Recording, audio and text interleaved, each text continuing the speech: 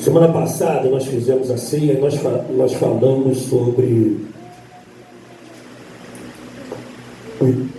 os 10 poderes que tem o sangue de Jesus, amém? Levítico capítulo 4. Hoje nós vamos falar sobre 7 lugares que Jesus sangrou, amém? Vocês sabem quais foram os 7 lugares que Jesus sangrou?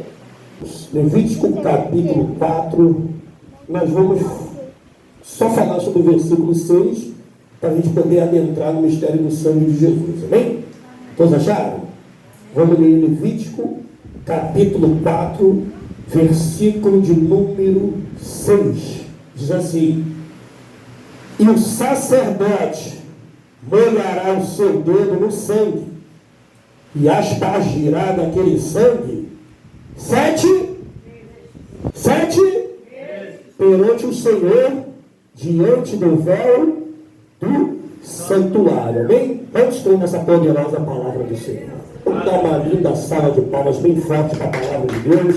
Glorifica eles bem forte mesmo para a palavra de Deus. Aleluia, Deus.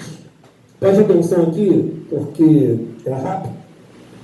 Eu só li esse versículo porque nós vimos que o sacerdote, ele só entrava uma vez no lugar santo dos santos, que era no dia da expiação, que era o dia que Deus perdoava o povo dos seus pecados.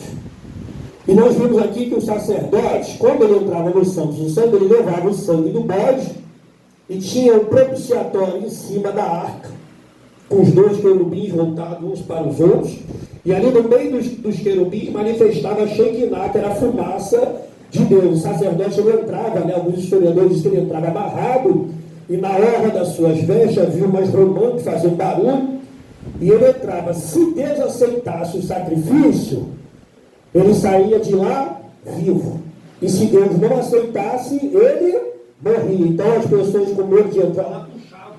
Ele entrava com a corda, porque se ele morresse, tinha que puxar ele lá de dentro, amém? Então olha só, presta atenção. Quantas vezes o sacerdote aspergia o sangue no propiciatório? Hein?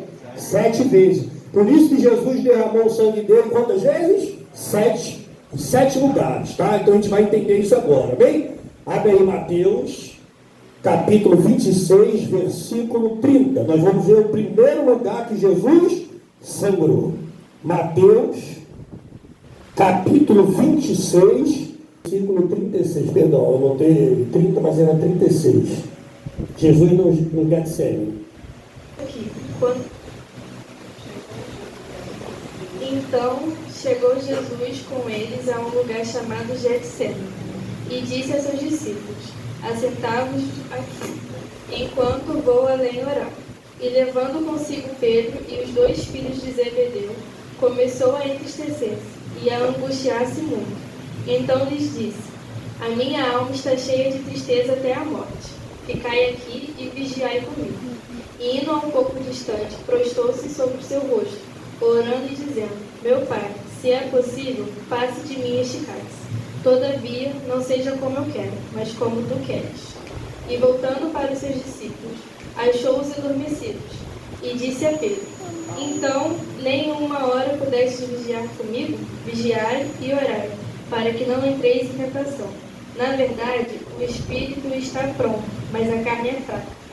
E indo a segunda vez, orou, dizendo: meu Pai, se este cálice não pode passar de mim sem eu o beber, faça-se a tua vontade. E voltando, achou-os outra vez adormecidos, porque os seus olhos estavam carregados. E, deixando-os de novo, foi orar pela 3ª vez, dizendo as mesmas palavras. Então chegou junto dos seus discípulos e lhes disse: dormi agora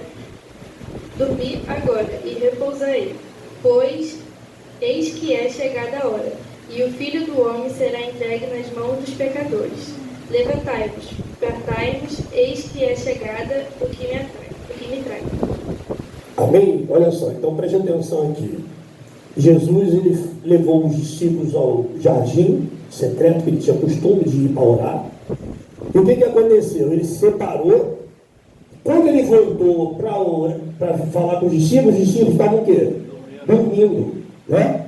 E aqui no texto diz que Jesus, então, ele se agoniou tanto, que ele estava tão angustiado do sofrimento que ele ia passar, que ele retornou, orou, pediu ao Pai que, se possível, passasse dele o quê? O cálice, né? Você vê que Jesus, então, ele não passou na cruz porque ele queria passar, porque ele queria ser um cara. Ele passou porque ele foi um filho obediente. Então, o sofrimento de Jesus fez ele o quê? Sangrar. Ele foi tão angustiado, tão preocupado, tão, o que ele ia passar, o sofrimento que ele estava passando. Alguns médicos dizem que a pessoa, quando ela chega num estágio de uma angústia tão grande, que isso pode acontecer com qualquer um. A gente pode suar sangue. Foi o que aconteceu com o mestre. Então, o primeiro lugar que Jesus sangrou foi pela pele, pelo suor. Porque ele estava o quê? Muito angustiado. Aí você vê, que ele chamou os discípulos para orar, mas naquele momento os discípulos estavam tão carregados, cansados, que ele entendeu que os discípulos precisavam descansar, e ele entendeu que aquele momento era só ele e Deus. Está entendendo o negócio aqui, irmão? Tem coisa na minha e na tua vida, que por mais que a gente tenha pessoas ao nosso redor, vai ter momentos que ninguém vai estender a mão para nos ajudar. Todo mundo tem o quê? Um monte de problemas, não é verdade? E às vezes a gente conta com as pessoas, e as pessoas às vezes não podem nos ajudar, porque é um momento entre você e Deus. Quem está entendendo? Glorifica a Deus nessa noite. Aleluia. Eu digo uma coisa para os irmãos: todo o sofrimento que Jesus passou, aquele sangue que foi derramado pelo suor, não foi em vão. Tá? A gente tem até a sensação que eu acho que Jesus pensou o quê? Ele pediu, Pai, se possível, passa de mim esse cálice, mas que antes seja feita a tua vontade. E o que foi o que Deus fez? Permitiu ele passar pelo cálice, beber o cálice. Amém, irmãos? Então tem coisas na nossa vida que Deus, ele não vai nos tirar do sofrimento, mas depois de nós passarmos por todo o processo, tem uma grande exaltação da parte de Deus. Nenhum sofrimento que Deus permite na nossa vida é em vão. Amém? Vamos lá. Segundo lugar que Jesus sangrou, Mateus 27, 25. Mateus, capítulo 27, 25.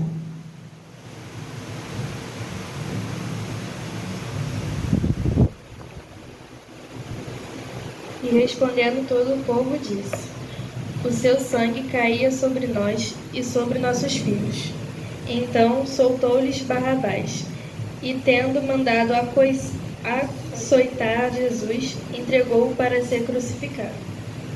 E logo os soldados do governador, conduzindo a Jesus à audiência, reuniram junto dele toda a corte, e o despindo, o cobriram com uma capa escarlate.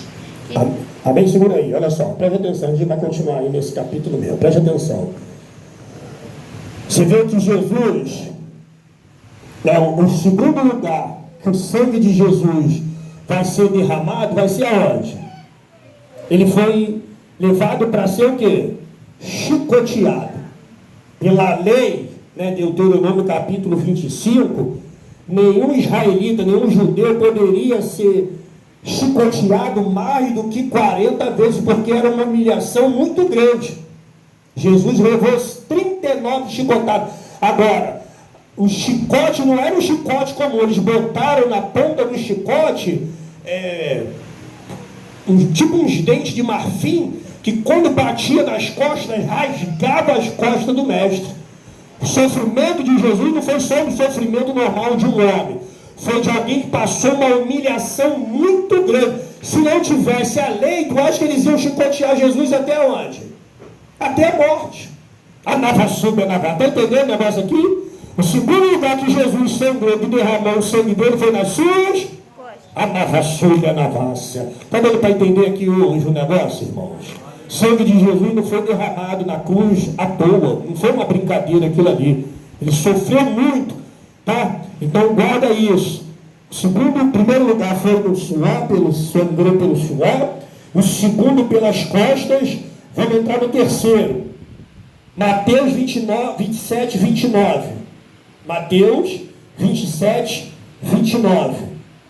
Mateus 27, 29. E tecendo uma coroa de espinhos, puseram-lhe na cabeça, e em sua mão direita uma cana, e ajoelhando diante dele, o escarneciam, dizendo: Salve, Rei dos Judeus. Amém? Então, olha só, vamos lá, para a gente entender isso aqui. O terceiro lugar que Jesus sangrou foi na sua cabeça.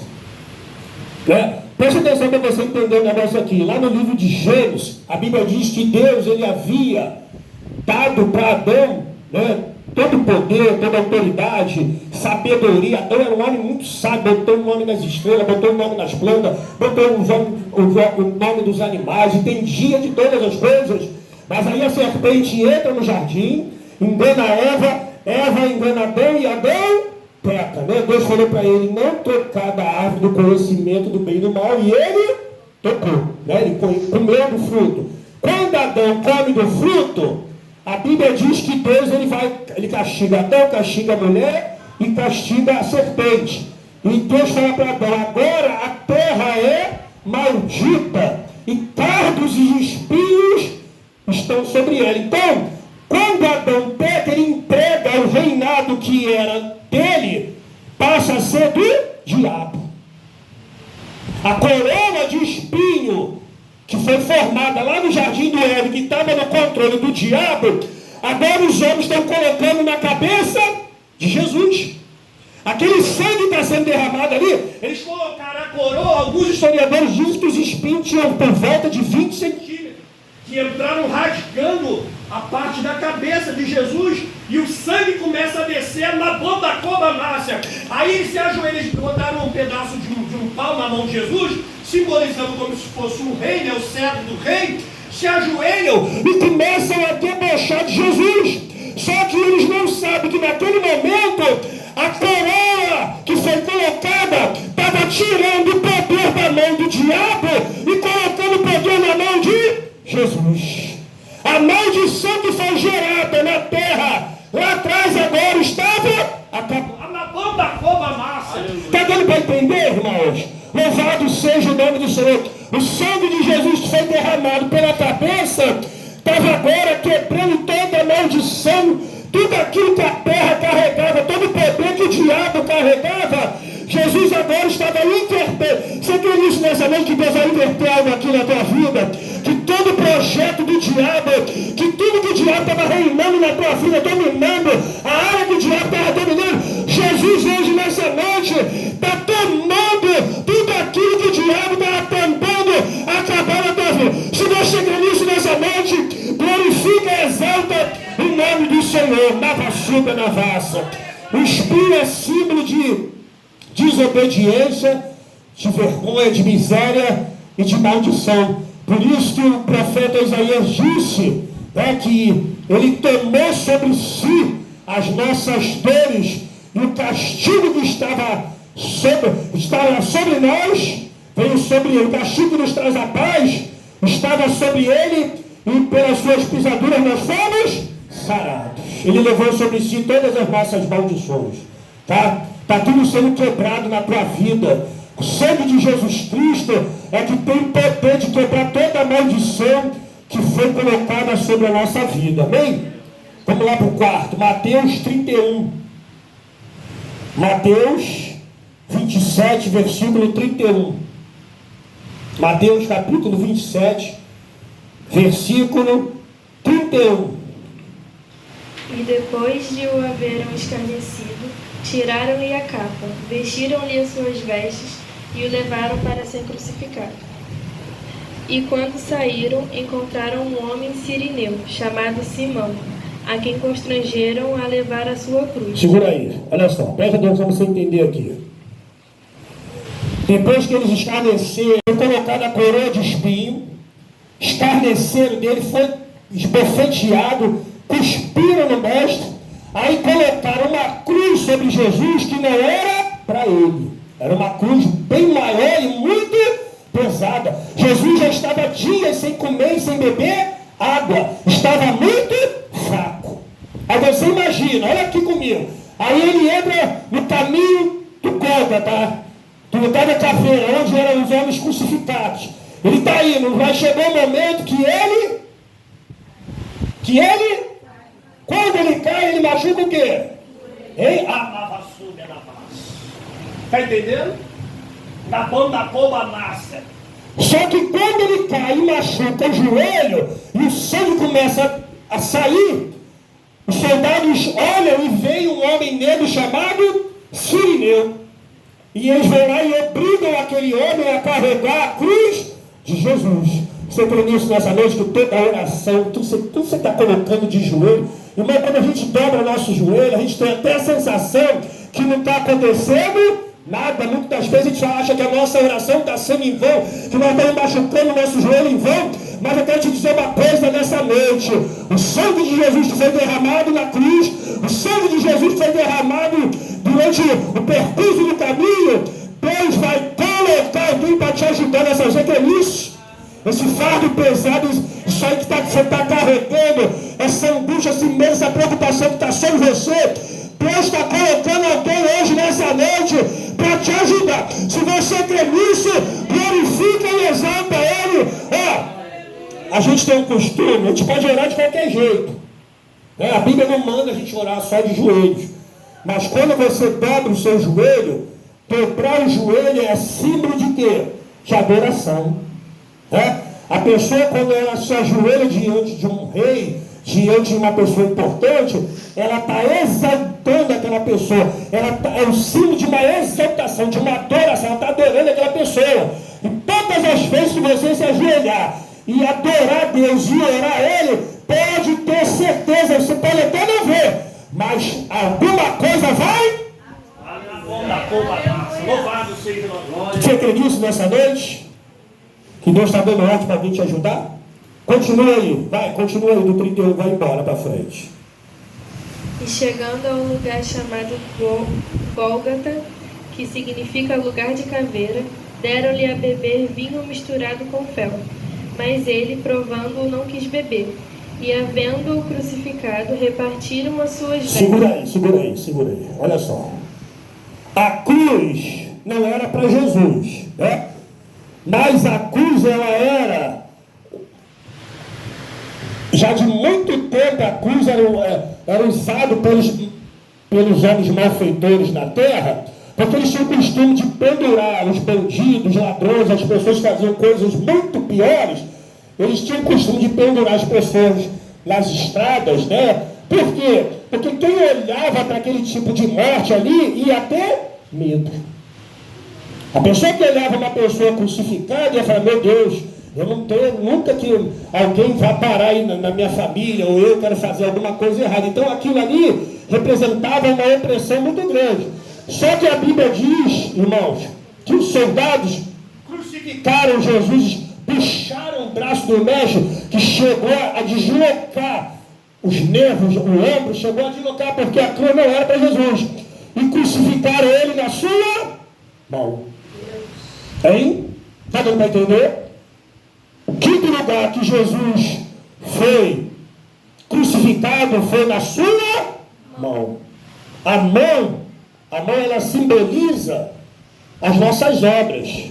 A mão, ela simboliza a autoridade. Toda a autoridade e todo o poder estava na mão de quem? De Adão. Quando Adão peca, ele perdeu toda a autoridade, passou para a mão do diabo. Mas a Bíblia diz que quando Jesus é crucificado e as suas mãos são furadas, toda a autoridade agora retorna para ele. Você crê nisso nessa noite? Aleluia. A navassuda navassa. Que o sangue de Jesus que foi derramado na cruz está te dando autoridade. Você tem autoridade da parte dos céus. A tua mão não é qualquer mão.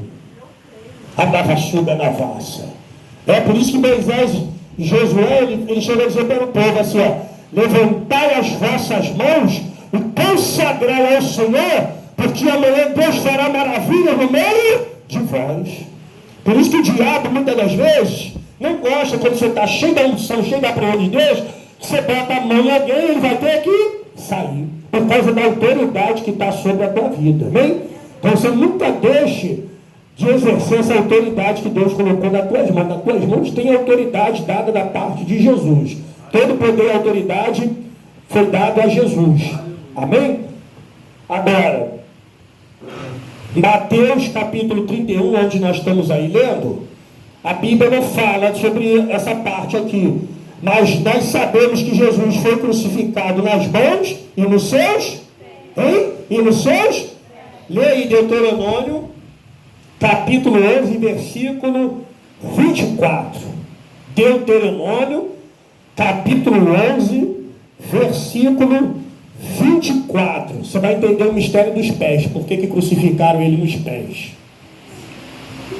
O sangue foi derramado no suor, na cabeça, nas costas, na cabeça, nas mãos e nos pés. E no joelho, né? Deuteronômio 11, 24. Pode ler.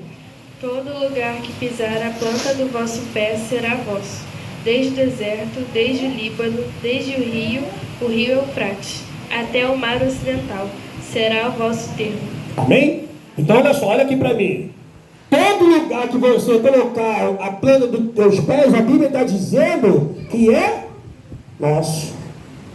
Todo lugar que você botar a planta dos pés, a Bíblia está dizendo que é nosso. Pastor, se eu botar meus pés lá na tua casa, então a tua casa é minha? Não, não é isso que está dizendo. Ele está dizendo que nos teus pés tem autoridade. Por isso que Jesus falou: eis que vos dou poder para pisar serpente e escorpiões. Tem, aonde você botar a planta dos pés, você chegar no lugar, tu botou a planta dos pés, o diabo tem que fazer o quê? Hein? A Bíblia diz que Jesus, quando ele foi crucificado e morreu, ele desceu e foi lá no céu. E quando ele chega lá no céu, ele tomou a chave que estava nas mãos do Satanás, né? A chave da morte, do inferno, e levou cativos e cativeiros. Você imagina, irmão, aquela escuridão, aí de repente vem um homem todo de branco, com seus pés latão reluzente, e pisa lá dentro.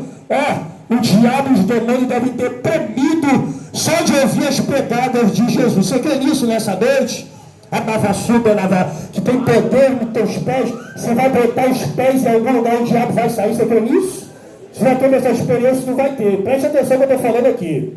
Se você ainda não teve essa experiência no poder de Deus, tu vai ter, quando tu chegar lá, naquele lugar lá na tua casa, quando tu botar os pés, tu pode determinar: Satanás, sai daqui agora em nome de Jesus. Tem autoridade nos teus pés. Jesus falou isso, que vos dou o poder para pisar serpente, escorpiões e desfazer toda obra do mal. Eu fui convidado para orar numa casa lá em Campo Grande. A irmã me pediu para orar na casa de uma amiga dela, que era da igreja também. Aí, não me lembro, naquele dia nós tínhamos feito alguma coisa perto de Campo Grande, e depois nós passamos lá na casa dela, da amiga dela. Quando eu cheguei lá, eu perguntei para a irmã: o que a senhora está precisando de oração? Por que me chamaram aqui para orar? Qual é o propósito? Aí ela falou assim: pastor, aqui do lado tem uma árvore, que é do vizinho, e se o senhor olhar lá de fora, o senhor vai ver que a árvore está caída, está tombada na direção da minha casa. Qualquer momento, essa árvore vai cair. Nós já pedimos a ele, nós já falamos com ele, e ele não faz nada. Aí eu falei: então, só Deus pode mudar essa situação. Vamos orar. Aí eu botei a mão na parede assim e firmei os pés assim 3 vezes. Não sei por que eu fiz isso. Eu sei que na hora deu vontade, falei: Senhor, em nome de Jesus, toma essa casa da tua irmã, toma essa árvore. Pai, em nome de Jesus, deixa essa árvore cair na casa. Orei. Aí passou uma semana. Deu uma chuva muito forte em Campo Grande, uma ventania muito forte em Campo Grande. A árvore que estava caindo para cá, caiu para lá, na casa do lado. Você crê nisso nessa noite? Hein? Você crê nisso nessa noite? Que Deus vai inverter algo aqui, que aquilo que estava vindo para destruir a tua vida, a tua casa, Deus está invertendo esse negócio nessa noite, que o que era para destruir, o projeto do diabo que era para destruir a tua casa, Deus está jogando por terra nessa noite, irmão. Se você crê nisso, vai glorificando, vai adorando a Deus, porque nos teus pés Jesus te deu autoridade. Alava suga na vasta. Então, Jesus derramou o sangue na pele, nas costas, Na cabeça, no joelho, na mão, nos pés. E a última, João 19:31. A última para a gente entrar na ceia. João, capítulo 19, versículo 31. Louvado seja o nome do Senhor. Os judeus, pois, para que no sábado não ficassem os corpos na cruz, visto como era a preparação, pois era grande o dia de sábado, rogaram a Pilatos que se lhes quebrassem as pernas e fossem tirados. Pode ir. Foram, pois, os soldados. Na verdade, quebraram as pernas ao primeiro e ao outro que lhe fora crucificado. Mas vindo aqui a Jesus e vendo já morto, não lhe quebraram as pernas. Contudo, um dos soldados lhe furou o lado com uma lança, e logo saiu sangue e água. Amém? Segura aí. Último lugar que Jesus sangrou. Preste atenção aqui. Soldados tinham a ordem, tinham os costumes, quando a pessoa que era crucificada apagasse alguma coisa, para conferir se realmente estava morto, eles quebravam a perna, né, do bandido lá, para ver se a pessoa ainda estava viva. A ordem foi dada. Aí ele foi lá e quebrou. Primeiro quebrou no segundo. Quando foi quebrado de Jesus, Deus não deixou. Por quê? Porque a Bíblia diz que nenhum osso dele era para ser quebrado. O cordeiro lá de Êxodo 13, quando era preparado, não podia quebrar nenhum osso do cordeiro, já simbolizando que os ossos de Jesus não podiam ser quebrados. Isaías capítulo 53, versículo 9. Lê para fechar. Para a gente entender isso aqui, a gente já vai fechar. Aí, um dos soldados, para conferir, veio e furou o lado de Jesus. Alguns médicos dizem que qualquer ser humano, quando passa por um processo muito grande de angústia, de preocupação, de dor, que no coração surge uma bola de água, aparece uma bola de água. Por isso que quando furou e acertou justamente no lugar onde havia água. Saiu água e saiu anapão da cobanás. Anavassuba era a face. Vem aí. Isaías 53, 9, para a gente fechar. E puseram a sua sepultura com os ímpios e com o rico, na sua morte, porquanto nunca fez justiça, nem houve engano na sua boca. Amém? Colocaram ele do lado de ímpios. Ele era para ser tratado igual um ímpio, mas a injustiça dos homens sobre Jesus, né, foi a justiça de Deus para nós. A injustiça que fizeram com Jesus foi a justiça que Deus preparou para nós, porque foi através do sangue dele que foi derramado que nós alcançamos a nossa salvação. Aleluia, louvado seja o nome do Senhor. E a Bíblia diz que quando ele fala para o Pai, Pai, está consumado, e ele entrega o Espírito, o soldado vai e fura o lado para ver se realmente ele estava furado. E ali foi o último lugar que saiu sangue. Saiu sangue e saiu água. Então, o sangue de Jesus Cristo, irmão, ele não foi derramado em vão por nós. Aquele sacerdote, quando ele aspargia 7 vezes sobre o propiciatório, né, o sangue do bode, que era o bode expiatório, ele já tinha um simbolismo lá na frente da salvação através do sangue de Jesus. O sangue de Jesus Cristo, ele tem poder de tratar em qualquer área da tua vida. O sangue de Jesus tem poder de purificar pecados. O sangue de Jesus tem poder de nos trazer perdão. O sangue de Jesus tem poder de restaurar, de curar, de libertar, de fazer tantas coisas por nós. Por isso nós nunca podemos deixar de ceiar. Nós não podemos deixar de tomar a Santa Ceia. É um simbolismo, mas o sangue de Jesus é real.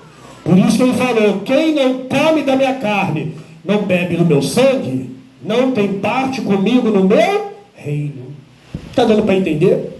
Que às vezes a pessoa ceia, mas não tem noção do tamanho do poder do sangue de Jesus. Por que Jesus passou por aquele processo? Por que foi derramado 7 lugares? Por que o sacerdote espargia 7 vezes em cima do propiciatório? Tudo tem um porquê. Amém? Você crê nisso nessa noite? Você vai sair daqui curado? Vamos fazer o seguinte aqui hoje, nessa noite. Preste atenção.